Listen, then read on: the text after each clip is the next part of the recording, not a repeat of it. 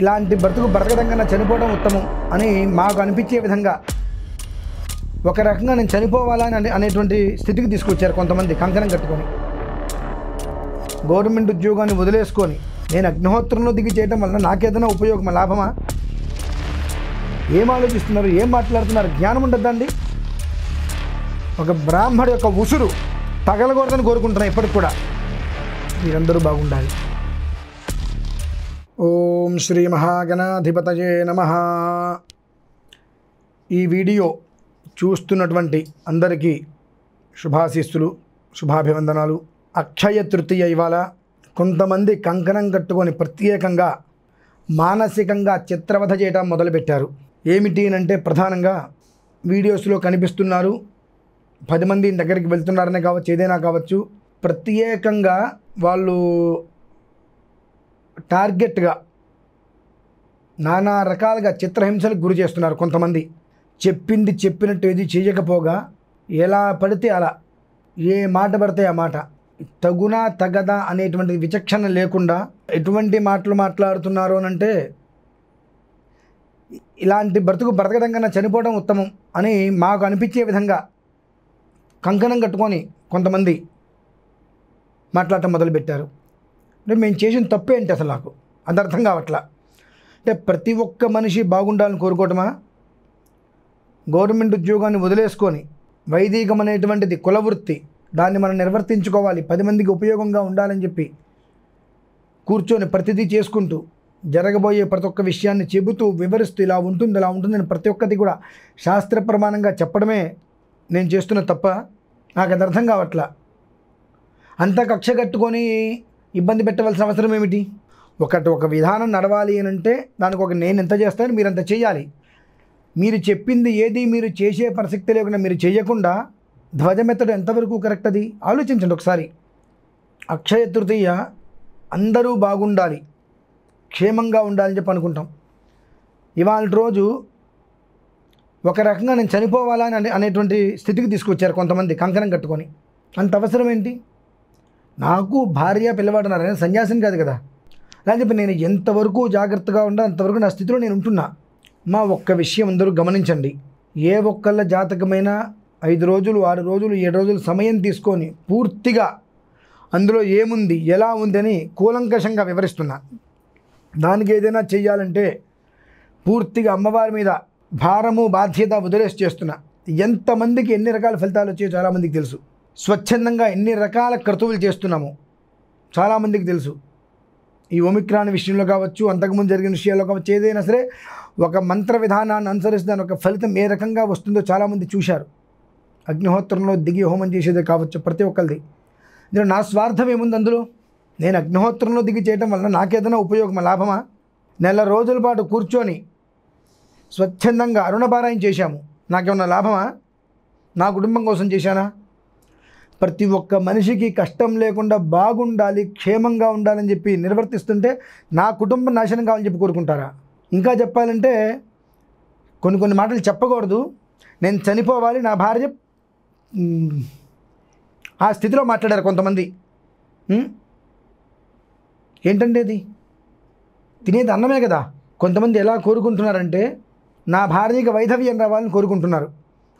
అక్షయ తృతీయ ఒక పండగ రోజు నాడు ప్రత్యేకంగా కొంతమంది మాట్లాడిన మాటలు ఇవి. నా భార్యకి వైధవ్యం రావాలంటే అక్కడ ఏమర్థం కావాలండి? ఏమనుకుంటున్నారు? ఒక పూజ చేయటం అంటే అరటిపండు తిన్నంత తేలిక మీ ఉద్దేశ్యం?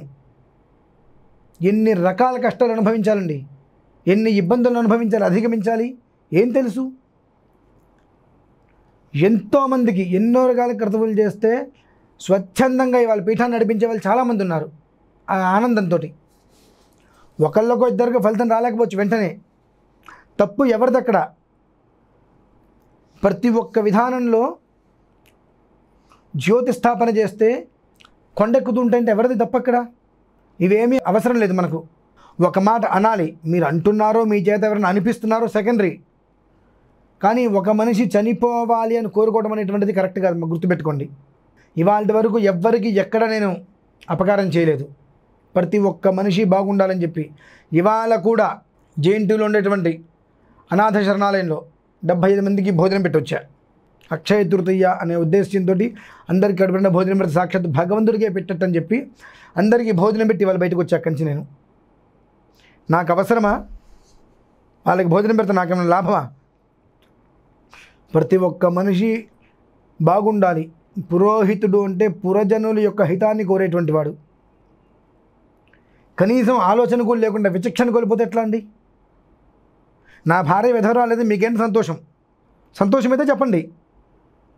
నా భార్యకి వైధవ్యం వస్తే మీకు సంతోషమైతే చెప్పండి. పోనీ ఏం ఆలోచిస్తున్నారు, ఏం మాట్లాడుతున్నారు? జ్ఞానం ఉండద్దండి? ఒక ప్రమాణంగా ఒక పద్ధతిని అనుసరించి ప్రతి ఒక్క మనిషికి ధర్మం తెలియాలి అని కంకణం కట్టు కూర్చునేందుగా పిచ్చి ముండా కొడుకుని చేస్తున్నారు మమ్మల్ని. ఇది చెప్పడం వల్ల నా కుటుంబం బ్రతుకుతుందని మీరు ఫీల్ అవుతున్నారేమో.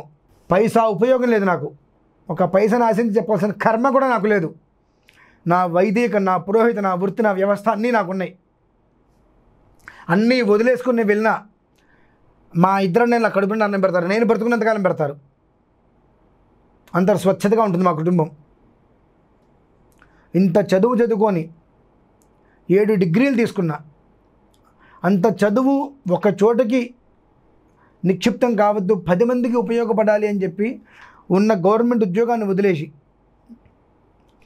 ఇది వైదికం కులవృత్తిని చెప్పి అందరికీ మంచి చేయాలన్నందుగా మా చావు కోరుకుంటున్నారు. మా చావేగా మీకు మా ఉపయోగం అయితే చెప్పండి, చచ్చిపోదాం, పోయిందేముంది? కరెక్ట్ కాదమ్మా అది.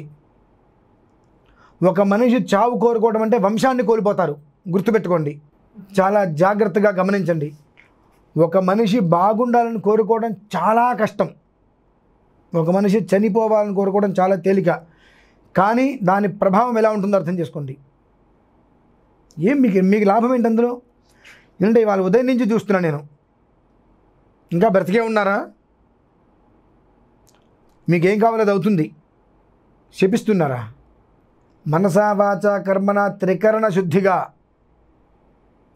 భగవంతుని ఆరాధిస్తున్నాను నేను. అసలు ఇవన్నీ చెప్పవలసిన అవసరం నాకు లేదు.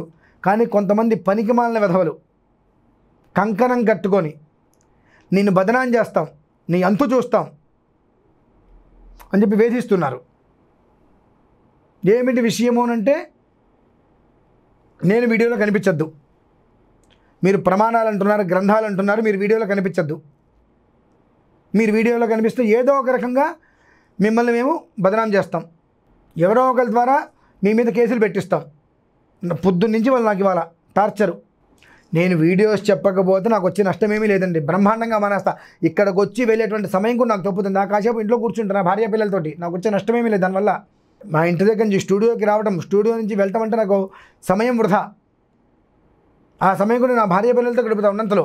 అంతేగాని ఏదో మనస్సులో పెట్టుకొని ఎవరి మాటలో విని ఏదో చెయ్యాలని చెప్పి నా భార్య విధవరాల వాళ్ళని కోరుకోవడం అనేటువంటిది కరెక్ట్ కాదండి. ఇది ప్రతి ఒక్క మనిషి గమనించుకోవడం చాలా మంచిది. భారతీ శంకర పీఠంలో ఎంతమందికి అర్చనలు చేస్తే ఎన్ని కుటుంబాలు నిలబడ్డాయో వాళ్ళకి తెలుసు. కర్మ ప్రారంధం తప్పించుకోలేకపోవటము అని అంటే చెప్పింది చెయ్యకపోవటం, చెయ్యకపోగా నేను చెయ్యలేదండి అని చెప్పుకోవడానికి నామోషి సిగ్గు వేసి ఎదురుదాడి, నీ ఎంత చూస్తా చూడండి, హాయిగా ఇంట్లో వచ్చి కూర్చుంటా, ఏం చేస్తారో తీసుకెళ్ళండి వచ్చి.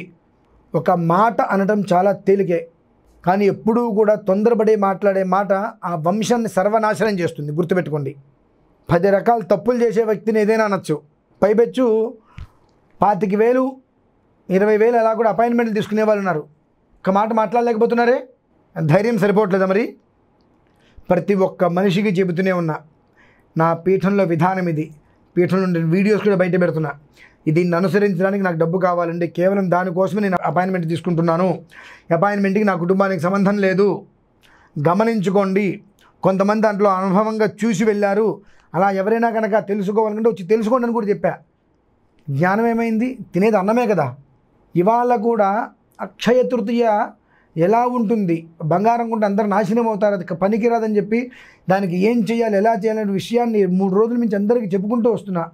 ఆనందంగా ఉంటారు, ఈ ఆనందం అనేటువంటిది అనేక రెట్లు వృద్ధి చెందుతుంది అని చెప్పి ఇంత ఇవాళ మానసిక క్షోభ పెట్టారు.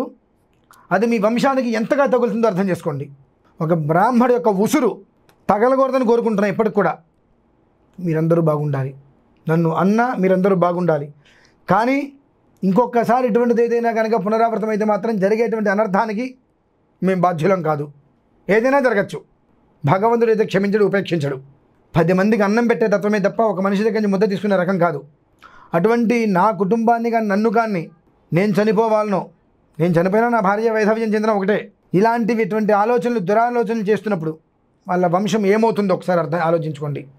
కానీ మనస్ఫూర్తిగా వాళ్ళెవ్వరికీ కూడా ఎలాంటి అన్యాయము జరగకుండా క్షేమంగా ఉండాలని నేను కోరుకుంటున్నా. కానీ భగవంతుడితే ఖచ్చితంగా ఉపేక్షించడు. అలాంటి దుశ్చర్యలు కనుక పాల్పడినట్లయితే గుర్తుపెట్టుకుంటారని చెప్పి అందరికీ మరొక్కసారి అందరూ జాగ్రత్తగా ఉండటం, అనవసరమైనటువంటి వాగ్వివాదాలు చేయకపోవడం చాలా మంచిది. దాదాపుగా ఇక నుంచి నేను వీడియోలు చేయడం కూడా ఆపేస్తున్నాను. ఎందువల్లనంటే సిగ్గు ఎగ్గు లేకుండా తినేది అన్నం కాకుండా ఏదో అదొక రకమైన తినేటువంటి మనుషుల మధ్యలో నేను బ్రతకలేను. నేను ఎప్పుడు కూడా స్వచ్ఛతగా ప్రశాంతంగా ఉండాలని కోరుకుంటా.